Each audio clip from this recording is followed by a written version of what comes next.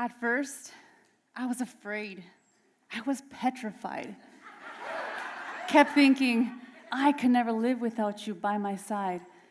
But then I spent so many nights thinking how I did you wrong. And I grew strong. And I learned how to get along. In 2022, I experienced the most heart-wrenching pain I have ever felt. I couldn't breathe. My insides felt like they were twisting, and I instantly collapsed on my knees. My brother, he was a fun-loving creative who suppressed his gifts, and somehow he knew that his time on earth was going to be short-lived. He would randomly say things like, I was destined for more, and I want to go home. I didn't know it at the time, but what he was whispering to me through those words was that he wanted to take his own life. I didn't know how to respond or how to take him seriously. I mean, why would I? He wouldn't do that to me. He wouldn't do that to us. Regretfully, I was wrong. On September 11th, 2022, my brother was gone. I screamed at the top of my lungs as a desperate attempt to deny the reality that was unfolding before me. The guilt consumed me. I felt like a failure, haunted by the belief that I could have done something more. The day of his viewing was surreal.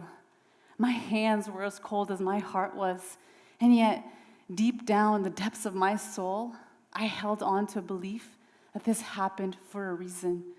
I remember walking towards his casket, looking at his beautiful face, and I wrapped my arm around his head, and I whispered, Justin, please, I need to know that you're okay.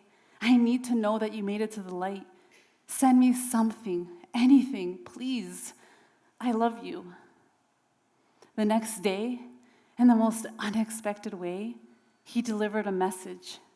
But here's the thing, it didn't come through me. The day of my brother's mass, I went back to the funeral home to gather the rest of his belongings. And I just sat there in the viewing room, and one of the embalmers came up to me, and she said, I have a message for you. I believe your brother came through to someone I know. My instant reaction was to know who this person was. And a week later, we connected so he could share his experience with me. He said that when he was done writing the message, that he closed his eyes, and that's when he saw Justin. But this was the part that he didn't understand. He said he saw two of them walking towards this bright white light as if they were twins.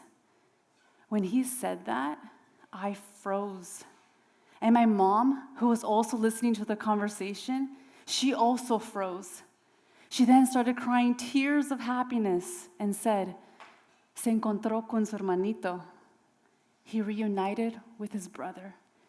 You see, my brother, he was a twin. But that was just the beginning.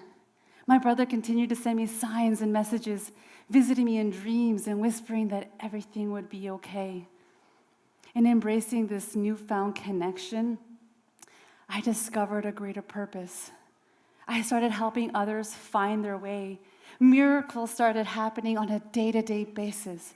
And I quickly discovered that who I thought I was, a fitness trainer with a passion for helping people live healthy and abundant lives, was just the first step to help me practice my selflessness. And in that very moment, I knew that I was reinventing myself, and I wasn't alone. I learned to listen to the whispers, the same whispers that my brother would tell me before he took his own life. Those whispers became my sirens.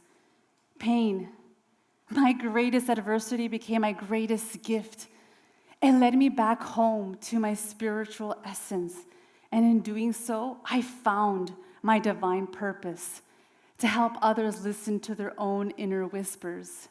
Today, I stand before you as living proof that through loss, there is gain, and through pain, there is power, and through grief, there is relief. Listen to the whispers of your heart.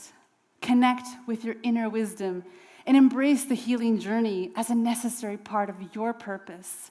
I am no longer who I was. I used to be afraid of this power, but now I embody it. Listen for the whispers. What do you hear? Thank you guys.